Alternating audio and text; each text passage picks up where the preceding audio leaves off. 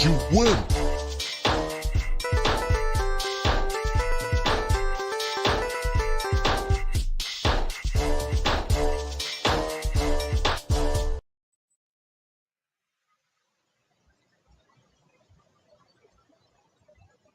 Salve, Marujada da FLIPEI 2021! Estamos aqui de volta, começando já um estouro com Jantile e Larissa Drigo. Estamos de volta com a FLIPEI 2021, Livros e Comunas para Novos Futuros. Lembrando que durante a duração da FLIPEI, temos a Feira de Livros Online, 103 editoras. Você pode usar seu cupom de desconto, FLIPEI 2021, no endereço flipei.net.br. É o mesmo endereço que você pode acompanhar toda a programação da FLIPEI, ou também nas nossas redes, @FLIPEIOficial e @Autonomia Literária.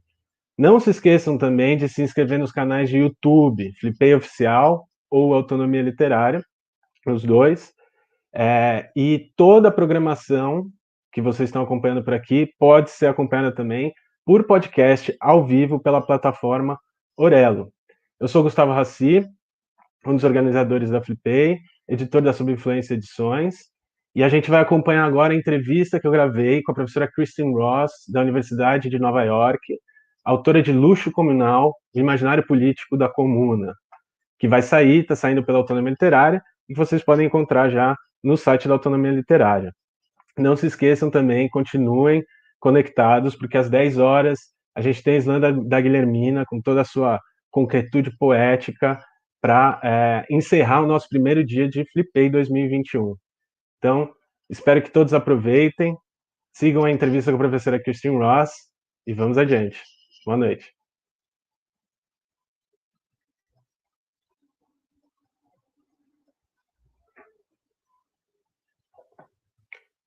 Olá, meu nome é Gustavo Raci. Hoje nós iniciamos as nossas Conversas Revolucionárias da FLIPEI 2021. E nós temos uma entrevista hoje com a professora Kristin Ross, professora de literatura comparada na Universidade de Nova Iorque, autora do livro Luxo Comunal, imaginário político da Comuna de Paris, que está saindo pela Autonomia Literária, que vocês podem encontrar já no site. A professora Kristin Ross trabalha com literatura francesa e culturas do século XIX e XX, literatura caribenha francófona, política, teoria e história urbana, literatura, cultura e ideologia, cultura popular, história e literatura. Além de autora de Luxo Comunal, que saiu pela Verso em 2015, ela é autora também de May 68 and Its Afterlives, de 2002, que não tem tradução ainda para o português. Nós vamos começar, então, eu vou passar a palavra para a professora Kristin Ross, e vou trocar agora para o inglês. Professor Kristin, first of all, thank you very much for accepting our invitation. So for a start, for people who will be watching us, could you tell us a bit about the origins of your book, Communal Luxury, and what exactly the concept of communal luxury stands for? As you know, we are, this year's FLIPEI is celebrated the 150th anniversary of the Paris Commune. So, please. Well, Communal Luxury, which is the title of my book, it wasn't a slogan of the Commune, and I don't think of it either as a concept exactly. I think of it as a set of practices, and very close to what Marx called the working existence of the Commune, you know, how they went about constructing a different kind of everyday life and actually lived differently during the brief time that they had. So I found the phrase in the manifesto that artists had written during the Commune when they were trying to federate. And it was the very last sentence of the manifesto, and the phrase struck me because it's an oxymoron. You know, we don't usually think of luxury as being communal. So what they wrote was, we will work cooperatively for our regeneration, for future splendor, for communal luxury, and for the universal republic.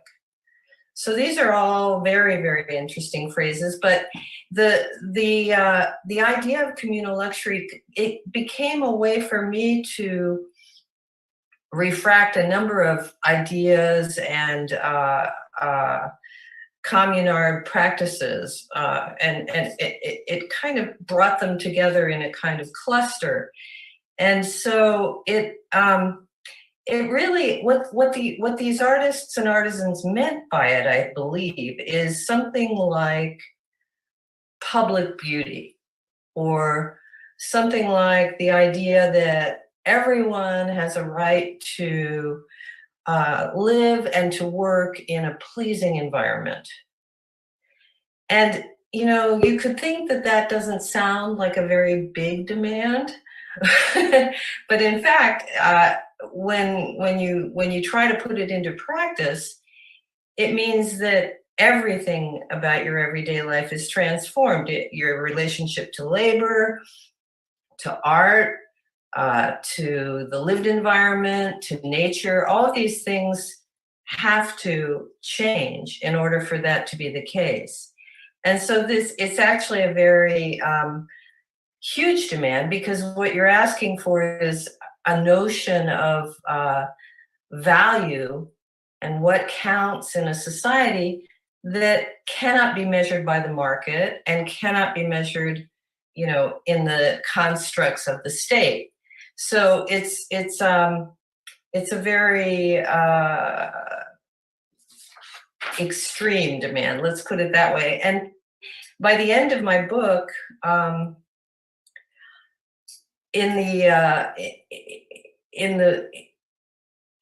the work of people like people sympathetic to the commune at the time, like Kropotkin or William Morris in England, you can begin to see something like communal luxury turning into the idea of, or the vision of an ecologically viable human society. So you have a whole dimension of what we would call ecological thinking that comes out in the aftermath of the commune. And that's something that I trace in the second half of the book. So it's actually a very rich way of thinking about, you know, what would be the, you know, reinventing what it is that a society actually values, reinventing wealth beyond exchange value. Perfect. And speaking of Kropotkin and Morris, both of them, and also Élisée Reclus, they are central figures in the last section of your book. Mm-hmm. It seems right to say that all of them play an important part in the constitution of the political imagination of the commune, even though it's after the commune. Mm-hmm. Their ideas of solidarity, fellowship, and mutual aid, they're central for this constitution. Articulated in relation to the working life, as I said, of the commune, would it be possible to say that their works take part on the consolidation of a different and quite exclusive social epistemology that perhaps explains why the commune escapes dominant historiographic models? In the relation you make of their work, there's a completely different understanding of social life that comes forth, like the metaphor of the rivulets made by Élisée Reclus, which is one that escapes both the dominant Darwinistic trend and the socialist, Marxist-oriented dialectic materialist trend, ruled by the idea of class struggle. In other words, to sum it up, the whole edifice upon which the experience of the commune is built seems to deviate and escape from consolidated epistemologies prior and later to the existence of the commune. Would it be right to say that? Well, yes and no. I mean, I think that if by something like class struggle you mean social inequality, obviously social inequality is still very much with us. But I think that what the commune shows and what contemporary instances of the commune form. And I think we have to think in terms of the commune form and why, it's so often being reinvented today.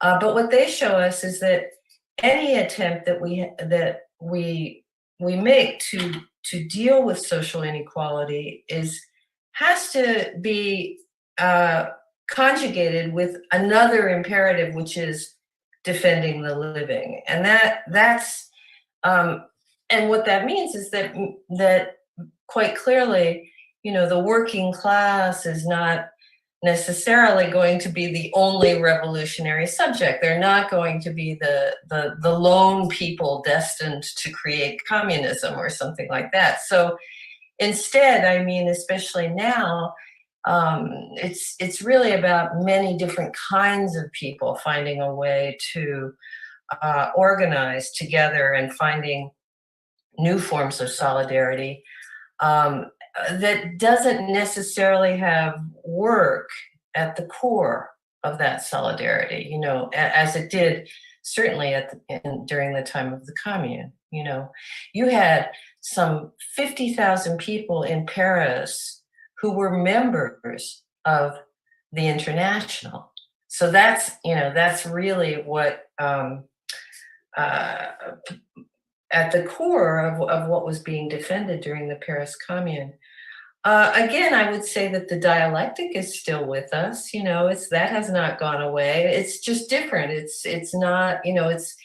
David Harvey talks about a spatial dialectic, and this is a different kind of thing from a Hegelian sort of transcendental dialectic. So instead, we have these spatial battles that are existentially, you have to choose. You're either for having a tunnel drilled through the Alps, or you're not, or you're for having an international airport be built in farmland, or you're not. These are not highly theoretical. These are struggles that are,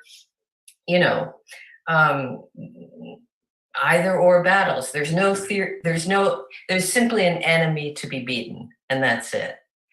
So I would say that something like the commune epistemology, it works through existing things. It certainly is working through still the old French Revolution, because the commune in the French Revolution was the most radically democratic part of the French Revolution. Kropotkin would say that's all there was in the French Revolution, was the commune. So, you're working through these older forms, you're working through, people that were theorists, Proudhon, that were there at the time.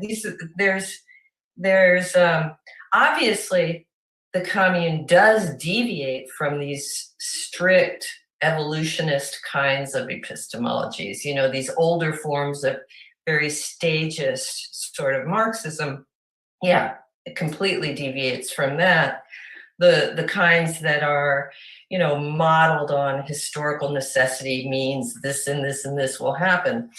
But I think that the Paris Commune was reworking older and very distant forms like the Russian, the rural communal forms of Russia at the time were part of the ingredients that were used during the Paris Commune. And so then they, that insurrection is then in turn reworked theoretically by the people who survived, and by their encounters with people who were sympathetic to them. And then it continues to be, in the newer instantiations of the commune form in our own day.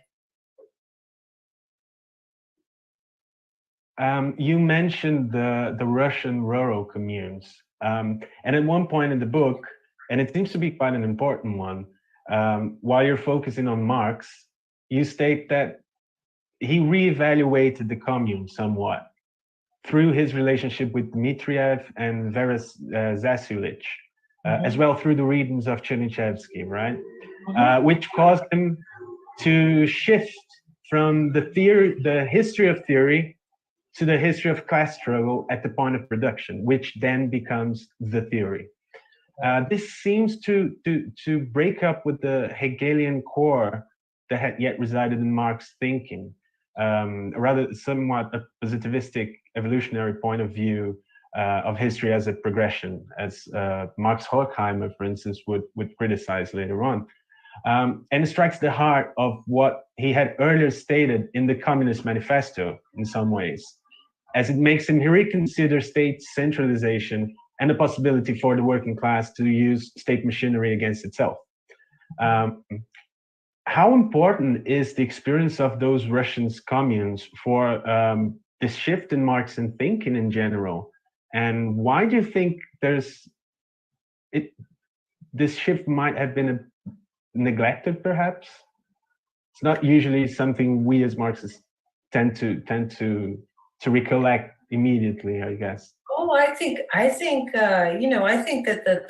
the Marx that is being read today is very much a Marx that has changed and was seen as having changed by his experience of the commune.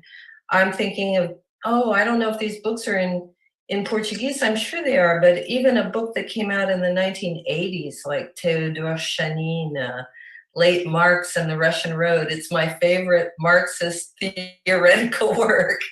But, there's recent works by Kevin Anderson and others, who are busy looking at the fact that, what Marx saw when he looked at the Paris Commune was, he's seeing for the very first time in his life, working people who are acting like the owners of their lives and not wage slaves, So he's looking at the first example that he has ever seen of sort of unscripted, non-capitalist life, and it's already underway. So this is enormously exciting, and he's given to these amazing phrases like they smashed the state. Well, I don't think they exactly smashed it, but they did step by step come up with ways to dismantle some of its hierarchies. So this is, and this is why he became so entranced by the question of the form, their working existence. How did they do it? Not the laws they passed, he didn't care about that. He writes them down, but what he really cares about is the form. And from that point on, combined with what you said, with, his encounters with Dmitriev and he's learning Russian right at this point, he's actually learning Russian. It changes all of the issues that he addresses, the materials he selects, the intellectual, the political landscape that he maps for himself. His path is changed. And, he spends his final decade reading about tribal societies and peasant life and the persistence of non-capitalist societies in modern life.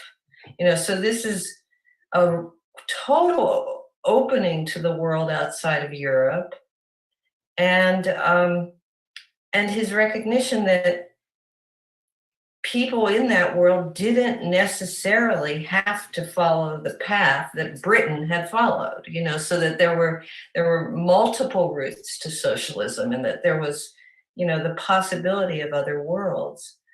So I do think it's an enormous change, and I think that has opened up a lot of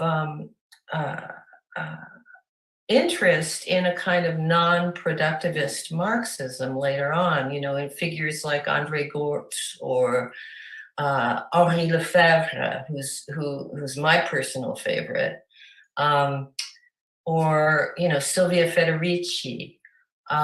These are all people working squarely in a Marxist paradigm, but for whom none of the kind of productivist Marx, I mean, all of that has been pretty much left behind or disregarded.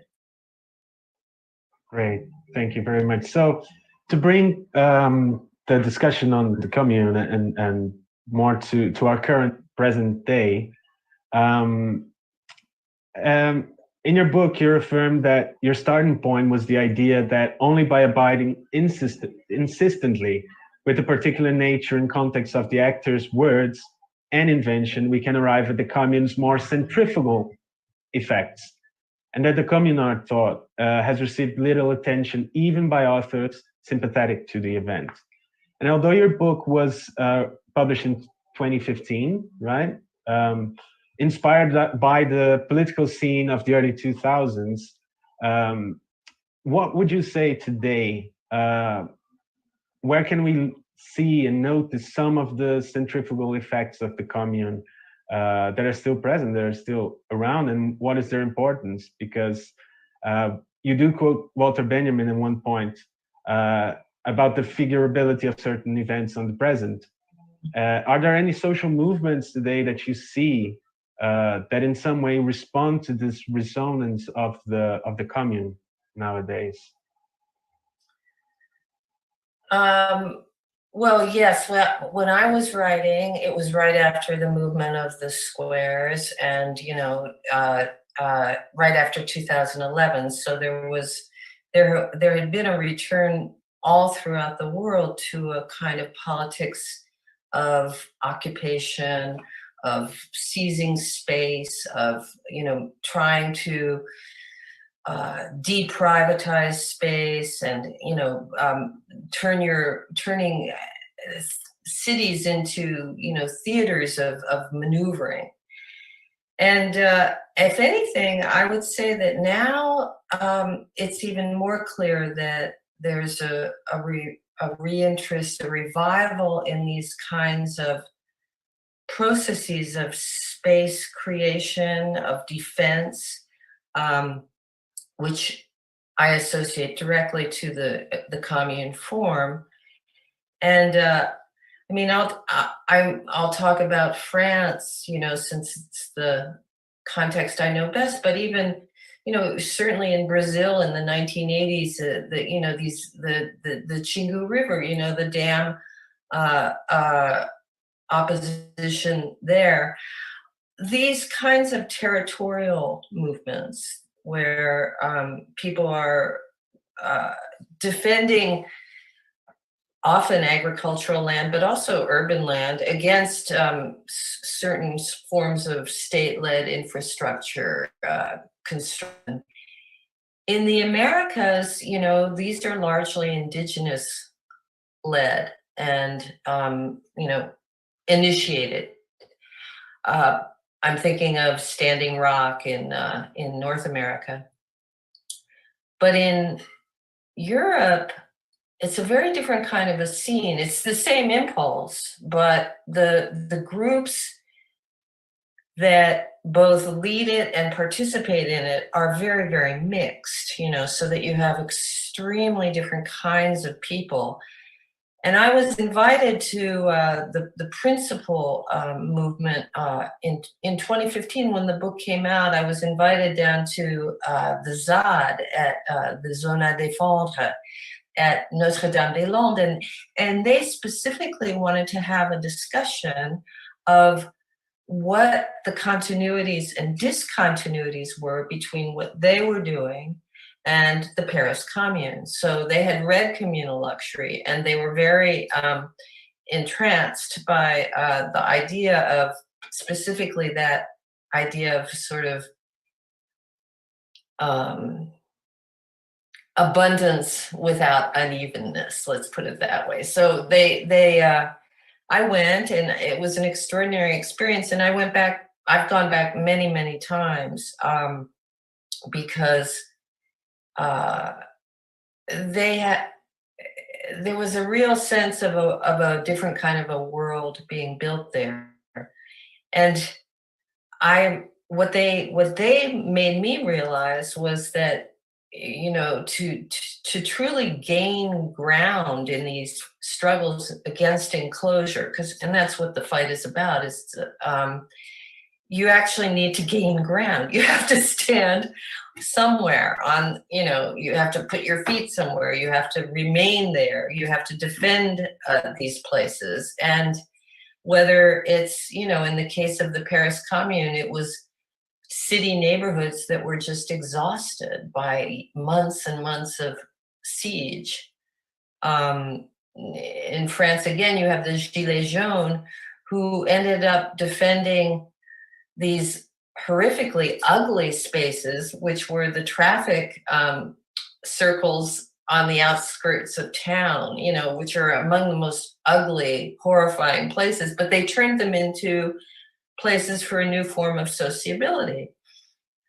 At the Zad, this was semi-arable land. This wasn't great farmland, but they defended it. So I think that certainly for me, these zones à défendre are directly related through, again, the question of the acts of defense, and also just at least down there was such an amount of creativity. One time they were building a lighthouse in the middle of a field, and the ocean was nowhere to be seen. So I said, well, why are you building a lighthouse? Is it for defense? Is it so that you can see the cops when they're coming? And they said, no, it's communal luxury. It's the seventh wonder of the Zad. So that was fun, especially because the editor of my book, the French version of my book, thought that was not a good title, and he refused to have communal luxury be the title. And I said, well, it's a quotation from the communards themselves. And he said, French people today, the adjective communal for them signifies something like boring local elections or municipal swimming pools. And so when down at the Zad, when they said, oh, this is communal luxury, I thought, see, French people understand it. That's brilliant. And it also says a lot about language, the role of language in politics. Yes. And it makes me think as well, in the current situation we're in, like systemically or structurally, in the last 30 years, we have seen an exponential growth of a sort of progressive, between high commas, neoliberal policy that promotes financialization, labor precariousness, austerity measures, privatizations, deregulation, cut on labor rights, the weakening of unions and social movements, but adorned with jargon such as diversity, multiculturalism, empowerment. Do you think that this focus on identity and the fragmentation within social movements today may blur the universal and anti-sectarian character that was claimed once by the communards, and that many social movements still today claim? Would that be an impediment in relation to, for instance, solidarity, working class solidarity, which is central in the 19th century socialist movement and in the commune? Right, but it's still central now. I mean, it's just that everything you've mentioned, the outsourcing of labor or the insane extension of precarity and the concentrations of finance capital, all of this has the effect also of making work no longer a shared world for us. It's not, I mean, so many people are looking for work or unemployed. And going back to the commune, work was the focus of solidarity. It's how it was produced. But then the question becomes, what can be the basis for solidarity now? And and life is far too short for sectarianism, you know, it's, and I think that the Zad is a certain kind of an example, because I mentioned that in these movements, say the Notav movement in Italy as well, they had to create solidarity in diversity, because these were not people who, I mean, okay, think about it. You had old historic dairy farmers, you had new radical farmers, you had lesbian separatists who only believed in plant-based protein right next to the dairy farmers. You had petty bourgeois shopkeepers. You had legalistic types who only wanted to do things in court. You had black bloc anarchists who wanted frontal confrontation with the cops always. And then you had, you know, naturalists who didn't even believe in farming. So you had all of these kinds of people, and you had to hold that together over 10 years, and they managed. So it's an incredible achievement. And what they came up with was, I mean, they called it composition. This idea that that you had to of tactical diversity when confronting a common enemy, and not trying to convince people of the superiority of your own tactics, you know, so that you just, what this meant was that nobody could be expelled from the group because of ideology or because of identity. And that's pretty extraordinary in a leftist movement, you know, because usually people are constantly being expelled for not being Black enough, or not being feminist enough, or not having read the right Marxist texts, or whatever it is. You know, there's always a ground for expulsion. But here, you know, if you set out to achieve this kind of solidarity and diversity, which is exactly what's necessary in these situations of defending the living and defending, you know, the against the ravages of capitalism, then you have to organize not in terms of identity, not in terms of ideology, but in terms of something like habitation, right? Or inhabiting, inhabiting and sharing a space and turning it into a living space, but also a space of struggle at the same time. I mean, people have common goals. Different groups may have common goals and common concerns, which are the working life. I mean, working everyday life, really. And these are far more perhaps poignant and important than having a consensus on ideological matters, right? Exactly. And one thing that the story of the lighthouse brought me to mind. So it's a bit out of a script question, but the role of imagination. I mean, imagination imagination as fantasy, you know, plays a big role, both in the commune, but also in this case in the Zad, with the building of the lighthouse, because perhaps it's a motor for aesthetic fruition or aesthetic production. Could you perhaps talk a little bit about the role of the arts and artists and the whole different conception of art that was created, or perhaps that was reinforced with the commune? Well, one of the reasons why I was drawn to this notion of communal luxury is that it's what they meant by it was an audacity that was at once political and aesthetic. And I think that, you know, a lot of us, at least when I went to school, a lot of us came under a very bad version of Walter Benjamin's idea that the worst thing in the world was to aestheticize politics. I'm sure you've heard that. I mean, I was always taught that was the worst thing you could do.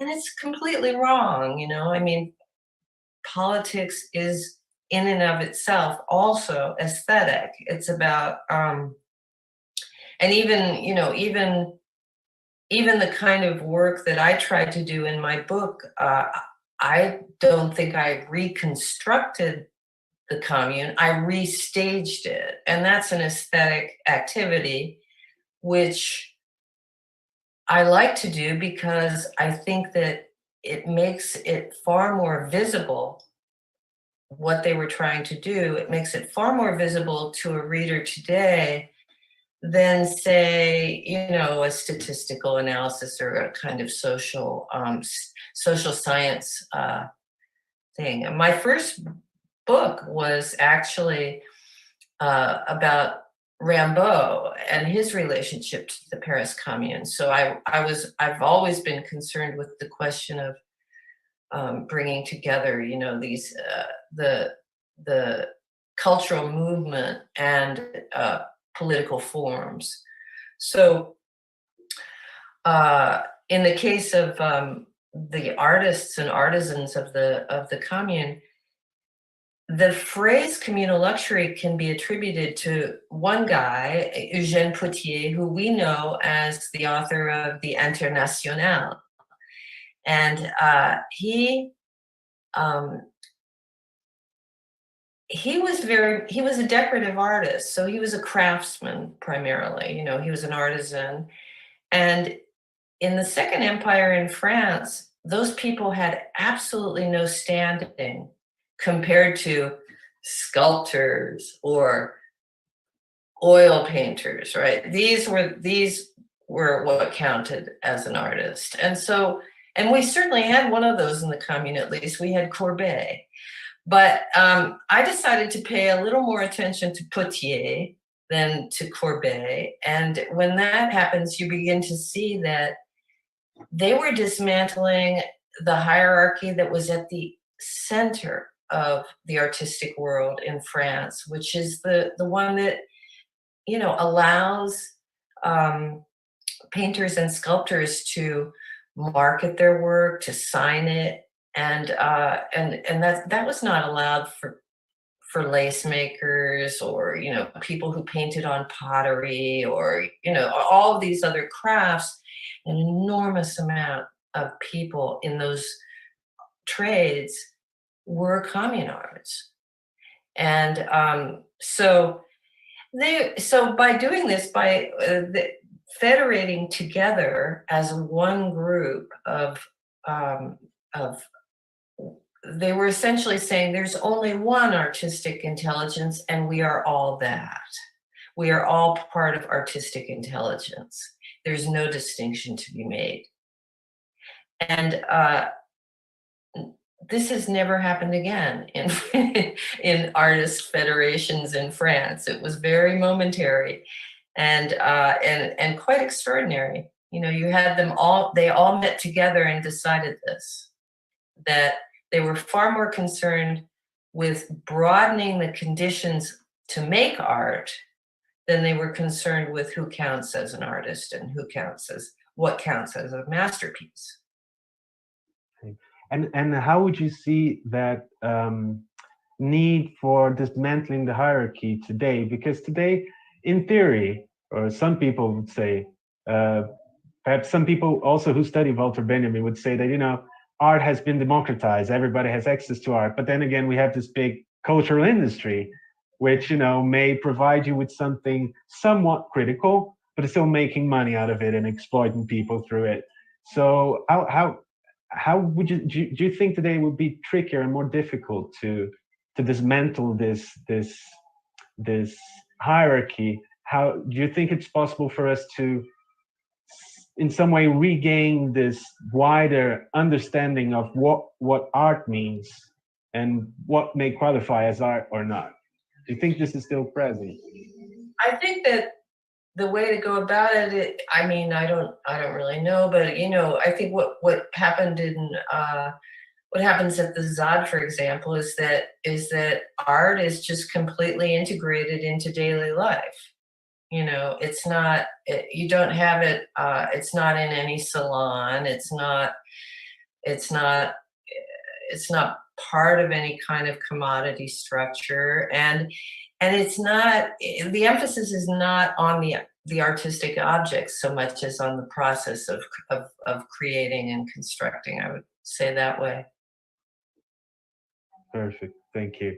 I think for one final question, which I was wondering, the current state we're living in, you know, the pandemic and never-ending pandemics, or well, at least in some parts of the world, it's going to end way after some other parts, like Brazil. But unfortunately, yeah. But, what do you think? I mean, drawing from all of this history, not only from the Commune, but of socialist thinking, social movements, and so forth, how do you see the challenges we face today, or starting from the pandemic? So quite a broad, general question, but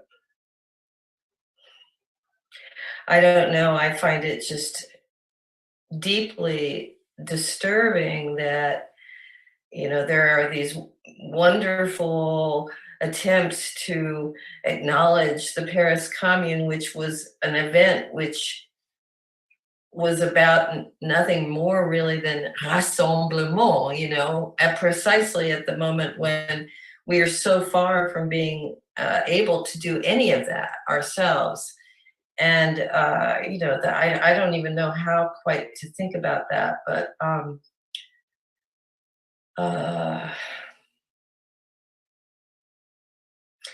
I don't know, you know, I haven't been drawn to all of those, you know, deeply pessimistic kinds of writing, like by Agamben and these kinds of people, you know, that doesn't interest me. I haven't really read a great deal of interesting things of thinking about the pandemic. I actually haven't.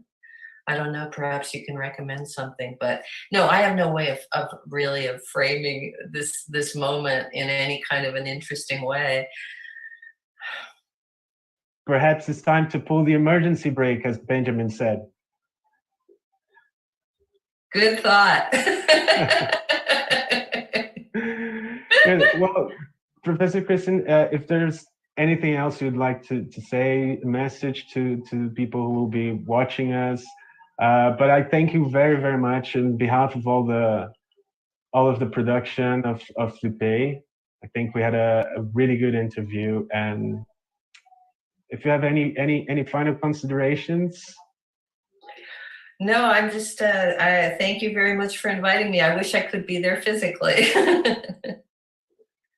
Perhaps in the coming years, in the next FLIPEIs, you can join us. I surely hope so.